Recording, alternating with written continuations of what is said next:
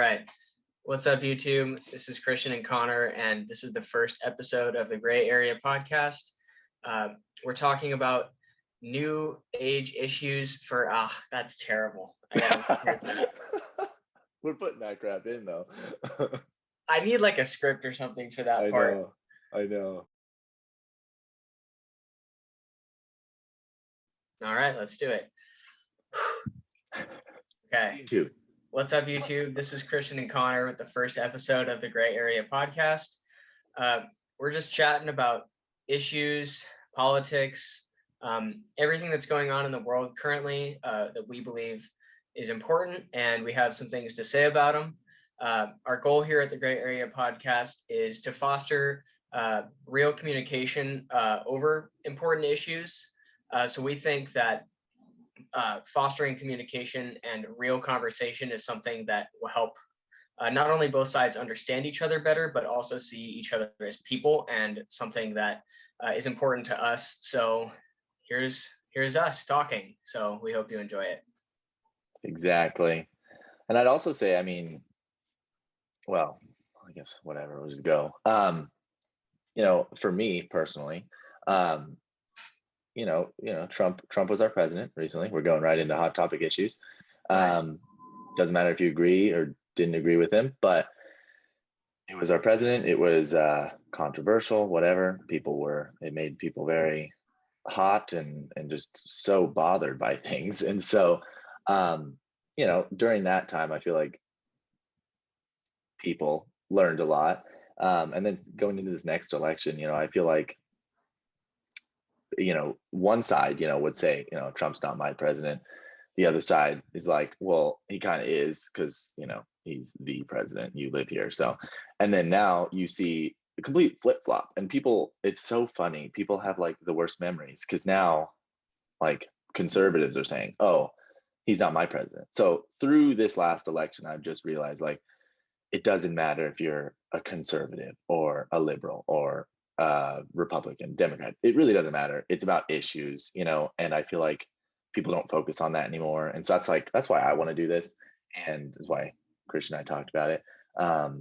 It's a passion project. It's really, where we might only have 5 viewers and 4 of those are our parents, but at least we're helping one person, so, but it's more of just getting our thoughts out there.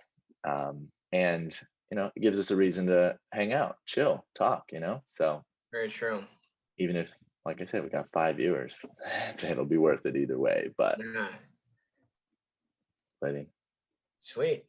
I think something that's been on my mind recently is younger generations and the workforce. It's a good one.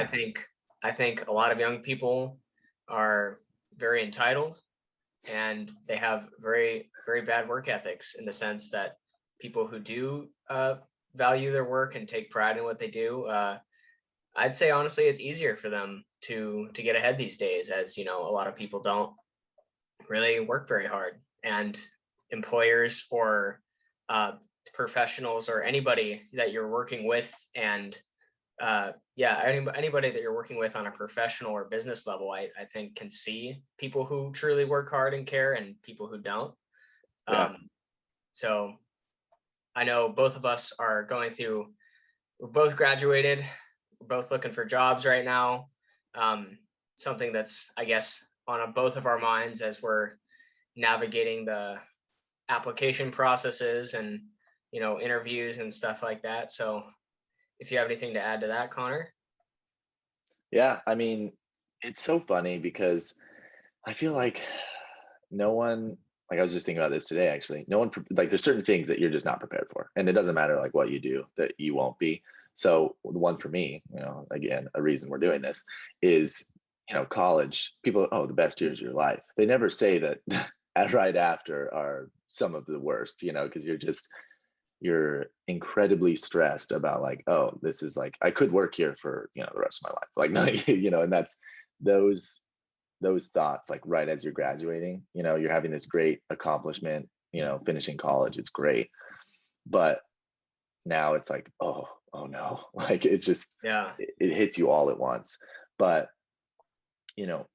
people, everyone has their own opinion on how to get a job quick, what you need to do, what's important. And it's usually it's not what they're saying. Usually it's like a mixture of it. But people tell you like, oh, it's your resume. Like your resume is the most important thing. Oh, no, no, education is the most important thing. Resume doesn't mean anything. Oh, put a cover letter on, all these different things. Right. Both of us, we've done most of the same classes. So we both heard this stuff, Exactly.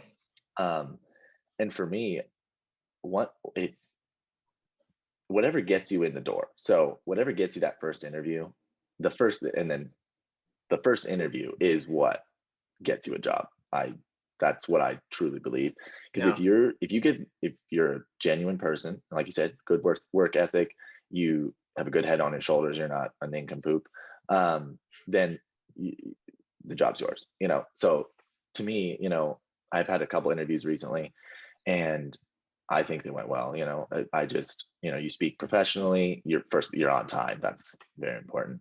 But that's when all of these things, they see you in person. That's why Zoom interviews are the worst, because you're sitting and you're looking like this, you're in a little box, and they're like, Yeah.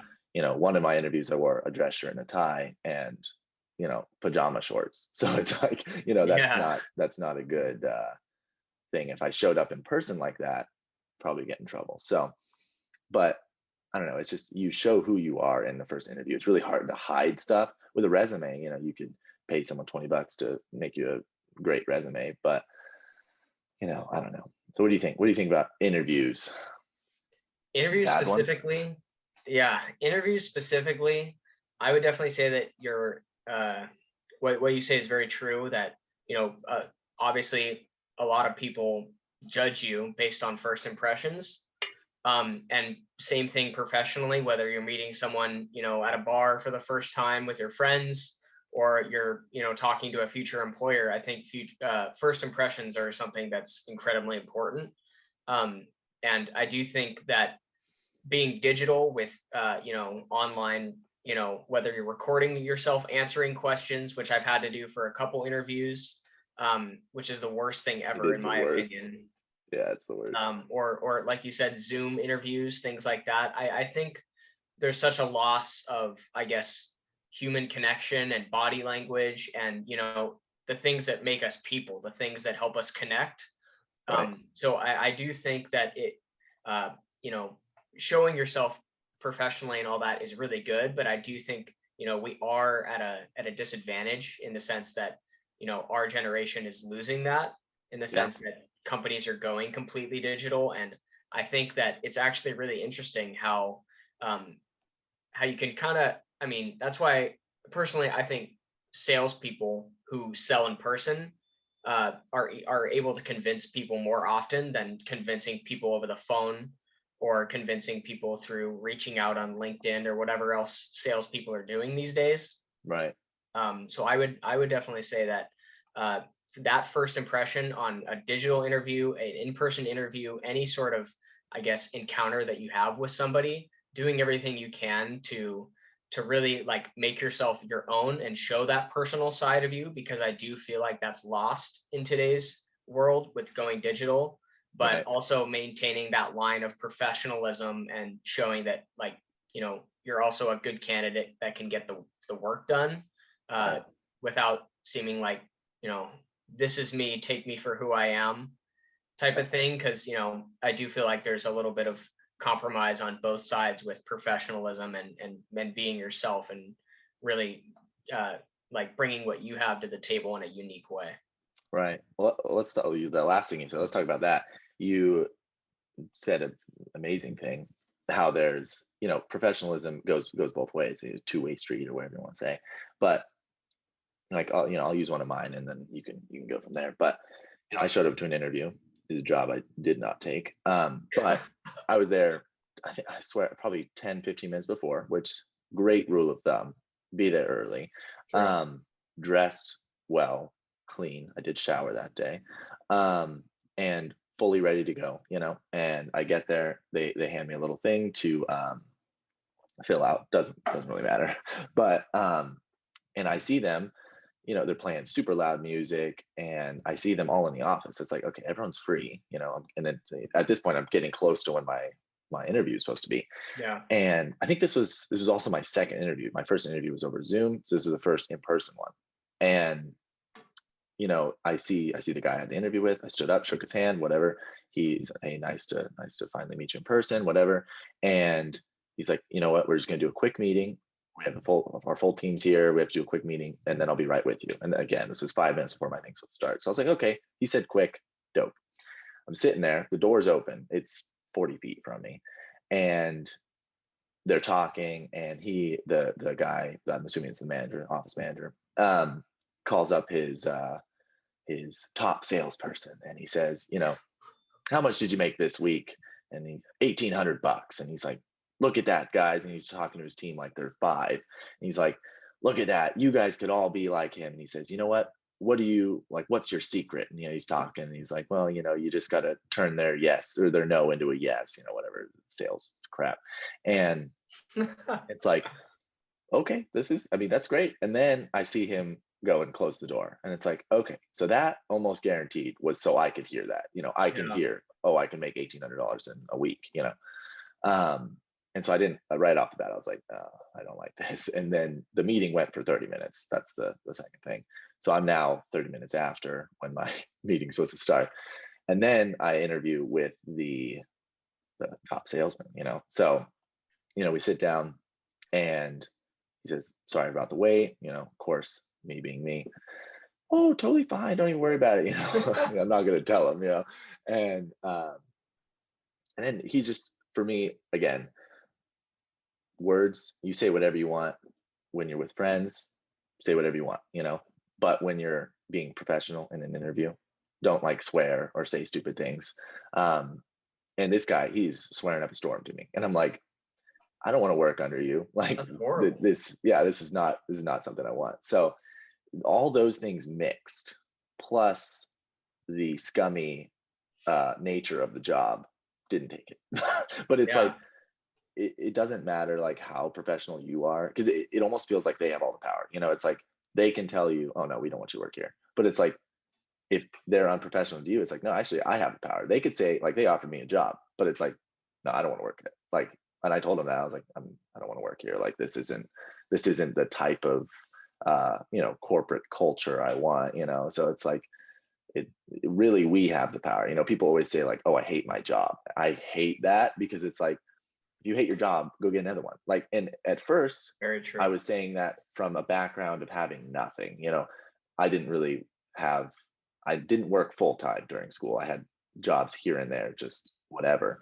But so it was like, I'm saying, go get another job if you don't like your job, but I don't actually have a job myself. Now, I have 3 job offers. So it's like, okay, getting a job's not that hard. It's about you being picky, or like, it goes back into like, if you don't enjoy what you do, go find something else. There's nothing keeping you there. Like, you're not stuck there, So I don't know, but. Well, I think in a very similar experience, I just had, I had got my first full-time job out of school. It was going to be a sales account executive is what they had described the role to be, for a digital marketing agency. And when I got in there, the role was nothing like they described. It was a sales development representative in the sense that you're on the phones calling people all day, which is not what they said the job would be. Right. So they were dishonest up front about the nature of the job. They were dishonest about the pay. They said people make from 80 to 90 in their first year as a salesperson, and then you get in there, and that there's just no way that's possible with what they offer you, and the role itself. There's just that's just a false number, unless you are an account executive, which that's not what you go in starting as, is what they described to me. And then, like you said, the corporate culture, it just wasn't great. I mean, the CEO was cussing at employees. It was just very toxic in the sense that, and I don't like to use that word because it's, such a hot topic, like buzzword, like, oh, this is toxic, when in reality, it's definitely overused. when people are just, nothing's toxic, it's just their own personal issues. Yeah. But this was genuinely a not a very friendly work environment. I think I talked to maybe two of the employees that worked there that came in at the same time as me, and everybody else was like doing this whatever they did all day. I never talked to anybody else. Right. Just a bad experience in general. And like you said, we have power. Like it's not all about um, I guess the employer and bending to their every whim. You have experience, and you have power, and if you think it's better used somewhere else, go take it somewhere else. Yeah. Like if they don't appreciate you and the work that you're providing that for them, then yeah, leave. Like especially if you don't like what you do and the team that you work with. Like Yeah. I think that's something that's so important for anybody, honestly, at any age to understand. Like if you're not being treated fairly, as well as you don't like what you do, go find something else that you do like to do, because Right. life's way too short to cater to people you don't like, people that you Right. don't want to deal with. Yeah. So similar experience in the sense that I realized that I had to leave because it just wasn't the right opportunity, it wasn't the right culture. So I just decided that I'd find something better, and I'm going through that process now.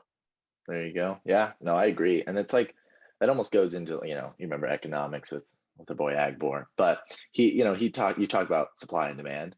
That is like so key, I feel like, because how companies work is you supply something, the consumer demands it, and eventually you meet somewhere with your pricing and how much you're making and how many people are buying it. You meet somewhere at equilibrium. That's how it is with jobs.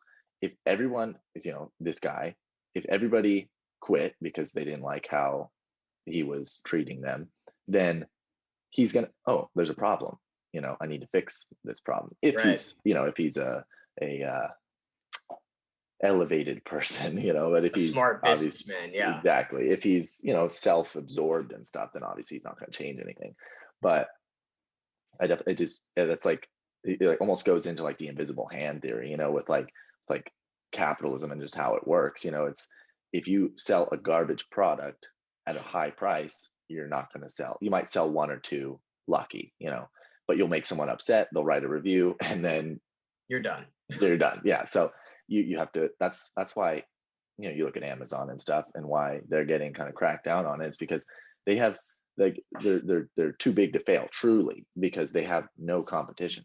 Competition is great for the business and for the consumer, because the consumer now gets the best product possible at the best price because there's so much competition. Right. So I don't know. That's what I think with jobs. I think it works the same exact way with lots of competition, with pay and benefits and stuff. You get the best workers that are there and want to be there. But it's goes back to give and take. Be nice to the people that you work with. Not everything has to be like stiff shirt and just not comfortable. Yeah. But you can be a little more lax, little fun. Like, I don't know. I don't see a problem with it. But Yeah, I mean, I think modernizing the work experience is something that's, I think is already taking place. So many right, companies already offer, uh, wear casual stuff to work, work from home as long as you get the work done. right, I think those types of things are really beneficial for people because, you don't have to sit in an office with a tie choking you all day, right, um, type of thing. And going back to the capitalism and I guess laissez-faire example that you gave, I think that's really interesting in the sense that how competition drives, getting the best price or getting the best product for the best price for the consumer. Kind of relating that to jobs, I actually see that how it's beneficial for businesses as well in terms of innovation. Like, oh, they're now doing the same thing. How can we do it better? Can we right, speed up our shipping? Can we offer new products? So it's not only good for consumers, it's good for businesses in the sense yeah, that it helps them innovate and grow and truly become the best, until somebody else comes along and changes that, which is right, what capitalism is. right, I think that applies to the job market in the sense that if there's a lot of competition for what you're applying for, how you going to make yourself different? That comes through uh, the work experience that you may have, getting internships or past jobs. That comes through learning, whether that's I like to read books outside of work, or like mindset, I guess personal growth, self-help books, or I took a course online or something. I think Yeah. different types of education and experiences um, help people so much when because people are obviously, employers are looking for the best, and if you're providing your best, whether that's differentiation in work experience or courses that you've taken or education in general, I think that's all beneficial for not only you because you get the job if you're the best, as well as for the company because they're getting the best worker. Right. So I think that's something that's interesting, is that a lot of people these days aren't necessarily taking the, I guess, taking the time to really see how they can learn and grow, and really be the best version of themselves. They're just looking for, give me this because I deserve it, Right. rather than, how can I become the best version to actually truly earn that job, to Right. truly earn somebody's business, whether you're running a company or you're applying for a job. I think that something's lost in translation, in the sense that people really need to take personal accountability and really learn and grow, whether that's new experiences, new education, new courses, reading a book, like any sort of thing that'll help people grow professionally. I Right. think is something that a lot of people are not taking full advantage of these days, as um, as any outdated product, it's outdated. You can become outdated. Like Right. your work experience, you as a person, and what you offer can become outdated if you're not continually learning and growing. And I see a big shift, especially with the younger generation, our generation, being like, well, just give me this because I deserve it. I have a Right. degree, where's my job? Yeah. Whether sorry, instead of, you know, I have my degree, what else can I add to become the best version of me so I can get whatever I want, Right. essentially. Right. Or, going to the back to the little, like, I have a degree, where's my job? There are plenty of people I know. They get the easiest degree and then they expect a job that pays them 100 grand. Yes. Why? Like, if you have a comm degree, at least for our school, I know there's probably better examples, underwater basket weaving or something. But if you have a degree in something that you can't use and actually get the pay you want, find a degree that gets you the pay you want. Find a job and then work backwards. Okay, I want this job. What degree would best suit me for this job? So it's like, I completely agree with that, because it's like people are just wasting their time. It's like, oh, I need to go to college. That's all they think. Not I want a job, then work back. So it's like, I saw so many people, they get a degree and then they get out of school and it's like they go a completely different direction, and now they have to get experience and in that field, so that way it overrides their degree. And it's like, then why? That's why, like, I do agree with certain people that say like degrees not that necessary, because there are so many paths to the same outcome. You want a certain job and you want to skip college, boom, now you have 4 years to get experience in that field. Now if you play your hand wrong and you don't quite get the right jobs and stuff, yeah, okay, it might have been easier for you to just go to college. But Yeah. it's just, oh, it's all the dumb degrees, that, like, there's It's no, bad. like this. And if your passion's music, I apologize, not you, other people. Yeah. To Music our degree. to our 5 viewers. Right, exactly, all five of them. Um, what are you going to use a music degree for? Like, if you want to be a music pastor or a music teacher, fine. But with how many people went through our school getting music degrees, I want to know, like, what jobs they're getting. I honestly do, because I don't know what jobs you can get out of that. But you're not going to become like Post Malone or something getting a music degree. Like, well, he didn't. So, but yeah, it's just wild to me with the what No, I completely education. agree with that. Like, people are so focused on themselves, and I mean, which obviously that sounds terrible, but people are so focused on um you know what's interesting to them, like, oh, I want to study gender studies, I want to study, I guess, ancient history. There you go. like To be a stuff like history that. teacher. I mean, yeah, unless like you have a goal to be a teacher in that Right. specific subject, go right ahead, like if that's what you want, go for it. But like you said, there's a discrepancy between people looking for jobs that pay $200,000 a year and, getting a music degree, getting a degree that just doesn't offer jobs Right. unless you're I guess the top 1% in Right. that Yeah. field.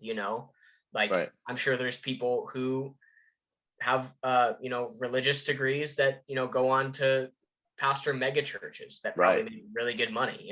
Right. So Well, like there's outliers in every field. right. Yeah. But obviously you're not going to be an outlier. Like Right. most people aren't an outlier. Right. So I think you hit the nail on the head with essentially, you know, people need to do what's best if they're looking to make a certain amount or if they want to Right. do something I guess job wise that may not align with their interests at the time. Right. But what they are doing is they're setting themselves up for success, and there's no reason why you can't have that passion throughout that. Oh If yeah. you like Hobbies are music, great. yeah, that's what I'm saying. Like hobbies Yeah. are awesome. Like please, I like if you have a hobby of making music, do that on the side. Yeah. But you know, I feel like people are trying to turn their passion into, uh, I guess, jobs or something that's. I feel like there's a discrepancy, and there are people who do that, but that's a very small percentage of people who get to turn, you know, their I guess their passion into a high paying job. Right. Right. See, and that's, I actually want to go back and fix what I said because I feel bad a little bit. I'm not saying you shouldn't get a music degree or you shouldn't get a comm degree or you need to be realistic though. So if they're, in the music field, again, I don't really know that much about it, but if you want to be a music pastor or like you said with the religious degrees, if you want to be a pastor and that's your like your calling or that's what you believe that you were made to do it, but be realistic with the pay structure.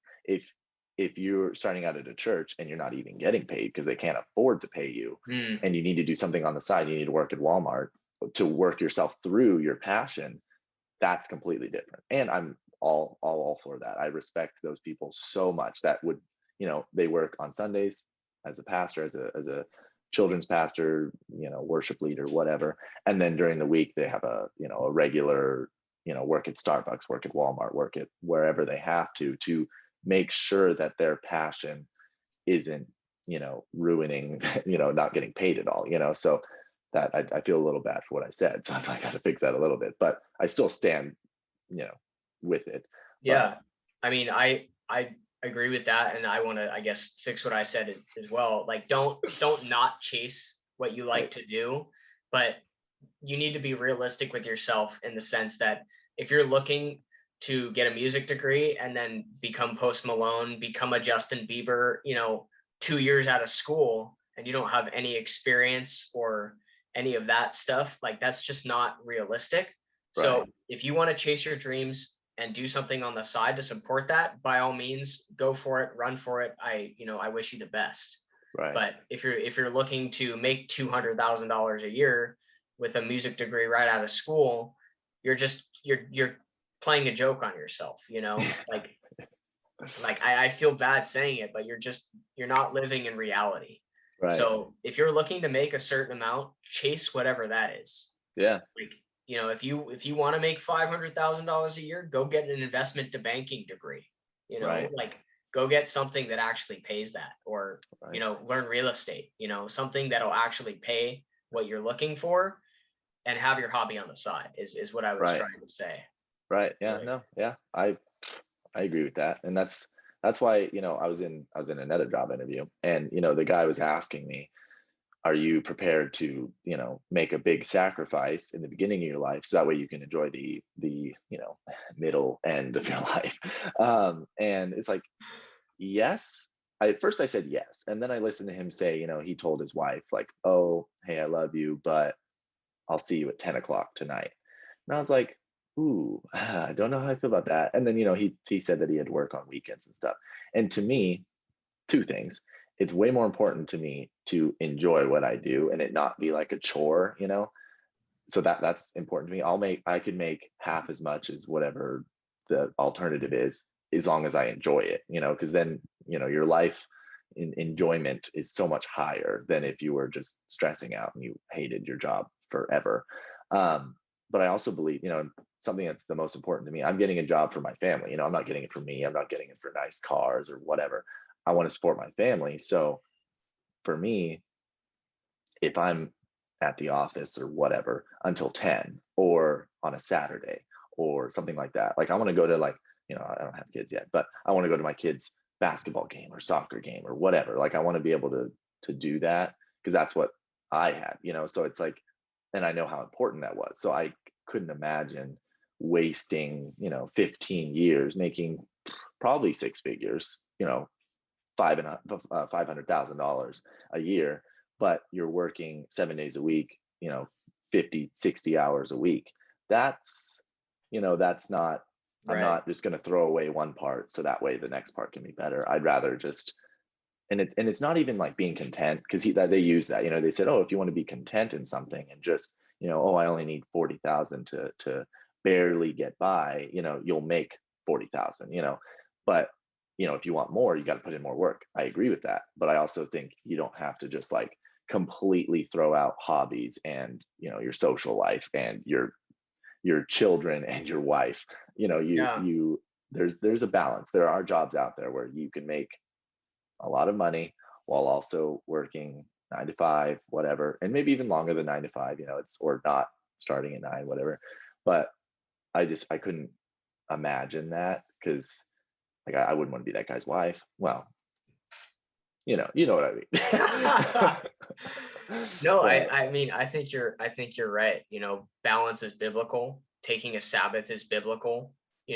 Having time to foster relationships and uh, you know, there's sacrifices, with those types of things. Like, you know, maybe you won't make $500,000 a year, but you'll be a good husband.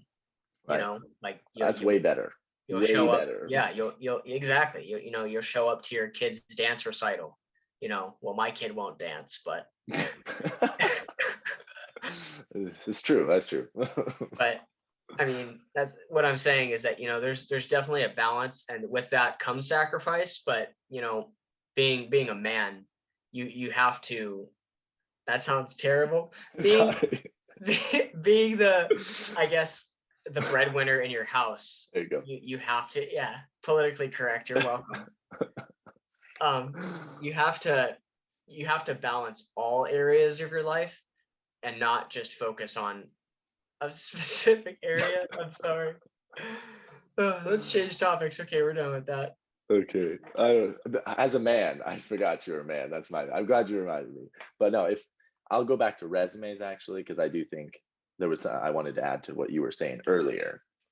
Um, you know, any way you can like set yourself apart, I do think, like I said, any way to get yourself in the door, get yourself that first interview. So, well, we won't use her name, but that one class, the internship class we took, you remember that class.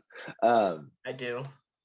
We had to make a resume, we had to do cover letters. It was everything around professionalism basically and being, your professional career, stuff like that. So I made my first resume, it was whatever. And so I was like, I wanted to look good. Like I would consider myself creative. So it's like I wanted to look good. And from that experience, I learned your resume is like it's you on a piece of paper. So no offense to you because I know what your resume looks like, but do you want your resume to be black and white? Do you want it to be, just bars of text and if you have great accomplishments that speak for themselves, which I believe you do, then then who cares? But for me, with less experience, I needed to make it somehow, you know, get me there. So, I have a picture on it. I got my name super big. I got a little bio, a little short little bio on the side. I have Yeah. it set up in columns, so it's a little cleaner. I got like watermarks and stuff. I got a hobbies list, pretty much anything I can connect myself with the employer, and right away, our professor was like, oh, you can't have a picture on it. They just don't do that. And it's like, why would I want to just blindly follow in what everyone else does? Like, oh, it's just not done. It's like, well, then I'm going to be the first, like, Yeah. and, with that, because it was a summer class, that next semester, I got a job with it. And the lady literally said, or the manager, she was a lady. She said, oh, I saw your picture and I saw how well dressed you were. And I said, I want you to work here, because it was a retail job. So it's like, I got a job almost solely on the picture. So, and she Yeah. was literally saying, don't have a picture on there. And then, like you said, you were telling me back when we were at school about books and how you have a book list on there. And at first it was like, oh, that's a little weird, but it's because I don't like reading. But it was like, oh, okay. And I didn't really. I saw your reasoning. Obviously, I don't have enough books to put on there. It'd be one book. But I was just in an interview, and they were saying, the guy asked me, "Oh, do you enjoy reading?" And it caught me off guard. I was like, uh, uh no. As I'm gonna Yeah. be honest, like, no. And he was like, oh, okay, well, this job, we really like, we read a lot. Like, we part of it is you get an Audible account or something, and I'll put books up for you to read, and we use the lingo from the books to help us with, like, our day-to-day business things. Like, he said something about, oh, I'm not going to remember now. Something about fixing every window, making sure every window was fixed. And I was like, he's like, do you know what that means? And I was like, no. And he's like, okay, so there was a book, and I forgot the name of the book, but he said back in, I think, the 90s, the mayor of New York basically said, that vandalism was a huge problem. And so he said, we're going to fix every window, we're going to paint every wall, we're going to make sure everything's fixed. That way, you know, people won't want to do it. So he was telling me, if you're in a super clean, like, I don't know, he told me one Asian country that's like super, super clean. Um, you're not going to want to throw trash on the ground. You're going to see trash on the ground. And then, well, no, you're not going to want to put trash on the ground because there's no trash around. So you're going to be the first one, and then it's going to be the worst, and you're going to hate yourself. But then if you're in LA, you see needles and poop and trash on the ground. If you drop a napkin, Yeah. well, depending on who you are, you drop a napkin, are you going to run after it and try to grab it? Most people probably not. And so he's basically saying, so no window, we don't want any window broken. They want all the problems fixed. That way, like, if another problem shows up, it's super easy to identify. You're not leaving. And so he was basically using that as like the importance of like reading, which I'm not going to start reading now, like, a lot, but I Yeah. can. That part of your resume, you would have connected easy with this guy. Like, so the any like I go back to, your resume is you on a piece of paper. So however you want yourself to seem to the person, or how you want, like, the truth of yourself to be conveyed to this person, Right. that's the way you go. So for me, I don't read. So I put skills and hobbies.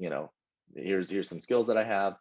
Here's my hobbies. Maybe the guy enjoys, vinyl or comic books or volleyball. Then they're going to see that. They're going to be boom. And then obviously, then you're also going to need like education and some other things. But if if you have two guys that both have the same education, and then he enjoys volleyball and so do I, boom, he's going to talk to me before he talks to the other guy. Right. Theoretically.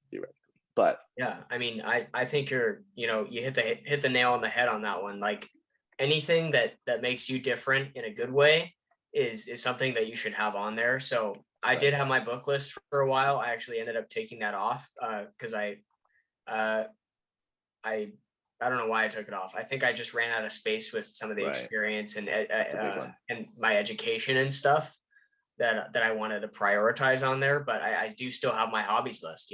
Like, I put surfing and skating, and I have reading as a hobby or an interest. Right, Uh, Different things that make me me, and that if an employer connects with one of those things, I think that's you know getting your foot in the door is something that's crucial in terms of not having as much experience, because even though I have a little more work experience, it's still not oh, I'm a hot shot professional right, at right, this young at this when I'm, just fresh out of school and I'm this young in my career. So yeah, I'm probably going to keep hobbies on there for as long as I can see, because Yeah, and honestly, anybody, like, if you have the same hobby, connecting and talking about that makes you more personal, makes you right, more like a human being instead of just like a mindless drone who shows up and right, does the work and goes home. right, You want to have genuine connections with the people you work with as well. And that's why I think working with people you like is something that's important, as well as right, liking what you do. right, So, say you have a coworker that you go out to happy hour with. Say you have a coworker that, sometimes you'll go snowboard during the winter season. Different things that connect each other is something that's super important. And I think what you said kind of hit the nail on the head with that, how it's a yeah, extension of you on a piece of paper. yeah. Well, and for you, I know, so you like action sports, and if I could literally look at back at your experience, because I know most of it, you know, all of those things line up with surfing and skating, and people see that, stance, and well, I don't know if you want to say specific, sorry, but No, keep going. different companies that you've worked for, they're all action sports related. They don't want someone that, like, you know I don't know, some random 50-year-old dude that's, never done anything action sports. They don't want them running their company. They're not going to know, what, like, imagine someone being in marketing that doesn't ride a skateboard or something. How are you going to market to someone who likes skateboards? You don't even like them. Right. And so it's Yeah. just that goes into, like, sales too. Like, how are you going to sell a product that you don't know anything about or actually care about? Like, people that can sell things that they don't care about, that's scummy. Like, don't do that. Like, you don't want to sell I would something that you agree. you don't yourself have, or that you wouldn't potentially have, because that's not, now you're at this point, you're just trying to convince someone. Like, you're just good at, argumentation, or just convincing in general. It's like, Beating you somebody should over the sell what head you until they love. buy it. Exactly. You're just bothering them enough until they finally, okay, fine, like, just give it to me, so you leave me alone. But, and to me, that's why I didn't take the first job. I'll just tell you because I don't care. Is AT&T. I'm not gonna sell AT&T, like, cable packages and internet, and I don't even have AT&T. Why, like, and I wouldn't take Right. it. Their prices were way too high. So it's like, I cannot sell this. And then they were telling me stuff like, oh, our biggest market is 60 plus because they're easier to convince. And right there, I was like, nope, nope, nope. I will not take advantage of the elder people. Like, I can't do that, Oh, because it's that's just like, terrible. yeah, it's like, why would you, and just, no, it was just bad. It was just bad in general. But that's why I'm not working there, you know. Good for But you. yeah, well, we hit a lot of stuff. I feel like we talked about, what did we talk about? Resumes and respect and not being stuck at a job. Is there anything else you want to add? Um, I think like you said, we touched on a lot of good stuff where, taking personal responsibility, uh, you know, differentiation in work experience, especially as a younger person, who doesn't have a lot of experience yet. I think Right. we touched on a lot of good stuff. Yeah. I think just to end off the first episode, because obviously it's episodic. We're gonna have a couple, maybe a couple. Um, but, going back to, like, why we're doing this, the reasoning for the video, for me personally, I feel like this, like you said earlier, this is more personal. You can see us, see body language at least a little bit. We're obviously not, like, in a room seeing each other, but, and this, I don't know how many people have seen the movie Tag, but it basically, the whole idea of the movie is that these people didn't want to grow up and not be able to hang out anymore and see each other. So they play a game of tag every month, or a month out of every year. Um, which that's when we're not doing that. We're not going to play tag, but unless you want to, we can totally play tag. But I think so. this gives us a reason to, like I told you before this, we talk, we do, but this gives us another reason to talk, and more like direction based conversation. Like, I'd love to be able to ask people on our Instagram or something, like, oh, what are things you want us to talk about, like questions you have or whatever, which we could still do that. I mean, whatever. But yeah, I think I already said this, but it's just a passion project. It's just, I feel Right. like both of us together have some really good ideas, really good experience is weird way of saying, is we're both young. We're both in our 20s, so it's like, experience, not the right word, but just fun things to talk about. That's really what it comes down to. And Yeah. if we can get people to just stop, I think another thing that's just so terrible about how the world is going these days, no one wants to talk anymore, especially with COVID. People are like, you get within the holy 6 feet of them and they're peeing their pants because they're so scared of you. And it's like, why? Like, why are you so just I just feel like, and even before that, people didn't want to, if you disagreed a little bit, it was like, nope, like I don't want to talk to you. And it's like, there's nothing wrong with, like, I've had hour long, more than a couple hour long conversations with people I completely disagree with, but I learned something. I feel like just understanding someone more is so important. Like, then I've had the opposite. You talk about a very hot topic, which we'll probably talk about at some point, Yes. um, with someone, and they completely disagreed with me, and I was like, oh, okay, well, this is the information I've heard, so I've never, this is what I believe. And then they're like, they straight up told me, again, I won't use names, but they said, oh, I don't feel the need to educate you, so I'm not going to talk to you anymore. And it's like, you're not educating me. I've educated myself. I want to hear what you've learned, Right. so you're not educating me. So to me, that's like, not that it's winning and losing, but that I won that, like, because you don't want to talk anymore. Like, it's like, yeah, okay, a lot of times Instagram conversations, you're not gonna have good conversations with people. Most of the time it's just losers trying to figure out something to be upset about. But you also can't just, like, shut someone off like that, just like, oh, I don't feel the need to. It's like, it makes you seem so like you just think you're the best, you're just above everyone, and it's just, Yeah. I don't know, it's I mean, bad. But that elitist mentality is something elitist, that's, that's it. Yeah. yeah, elitist mentality is just like so interesting to me in terms of your viewpoints on things. Because like you said, I feel like everyone has their own way of doing something, and what works for them may not work for somebody else, whether that's Right. professionally, politically, whatever it is. I feel like a lot of people just kind of write off other people and different viewpoints as, Yeah. well, that's not what I do, so you're wrong. When it's not a matter of right and wrong, it's a matter of just, well, right and wrong in the sense that, um like the way I write my resume is better and right along or different from when you write your resume. Well, mine's better, so it's, obviously.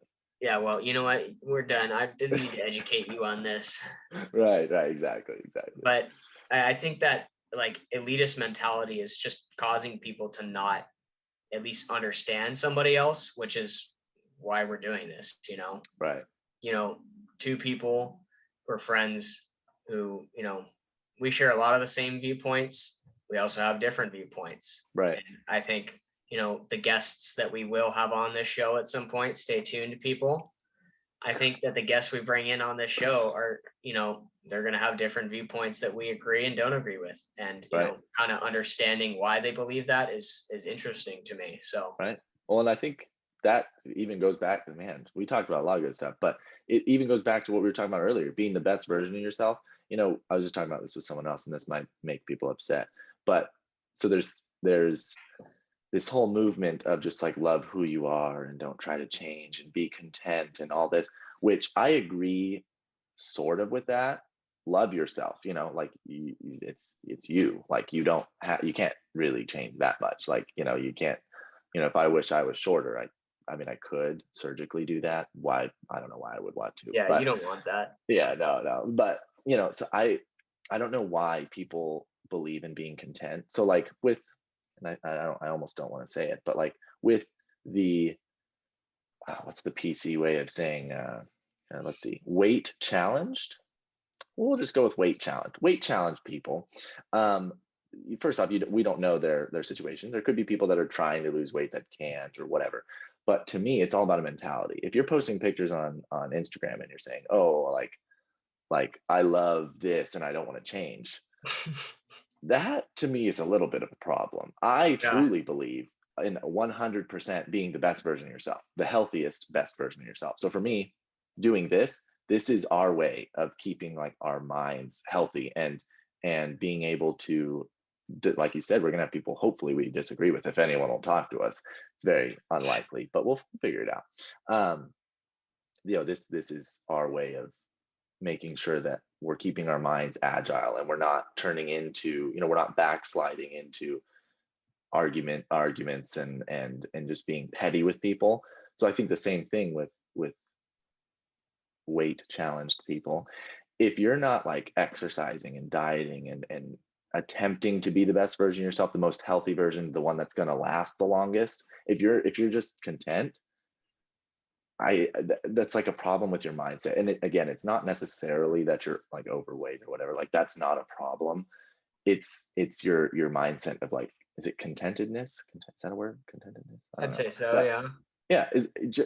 And like I said, there could be people like, I'm pretty sure your thyroid, whatever. I'm pretty sure thyroid helps you with like weight control. So some people don't have thyroids, so then okay, it's probably more difficult for you. But I know people like that, and they're still trying to remain healthy, better themselves in some way. Go walking, go jogging, I don't know, eat healthy, don't just, well, I was gonna say don't eat Taco Bell every day, but I've had it 3 times this week. So. But anyway, yeah. So self-betterment, always wanting the best for yourself. I feel like, and that goes back to what you said about, what kind of past college, what kind of education can you get? Little things. So like, I want to get a realtor's license, so I could totally get that and add that to my resume. It's just about me actually sitting down and paying the money and doing it, Right. So I think that's important. But any last thoughts? Yeah, just wrapping up the episode. I feel like this was a good first start, and we're excited for the next episode. Stay tuned for guests. Stay tuned for all of our updates and announcements. Yeah. Thank you to our 5 viewers. We're hoping to grow. Thank you so much. Yeah. Also, just the last little thing. If you viewers want to, or viewer, maybe I'll start with viewer, just one viewer.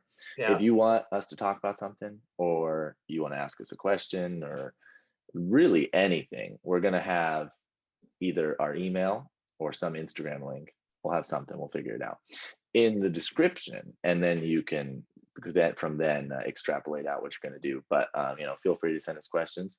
We're small right now, so we'll answer your questions, but when we're big, we probably won't answer your questions, so do it now. But yeah, there you go, Liddy. Sweet.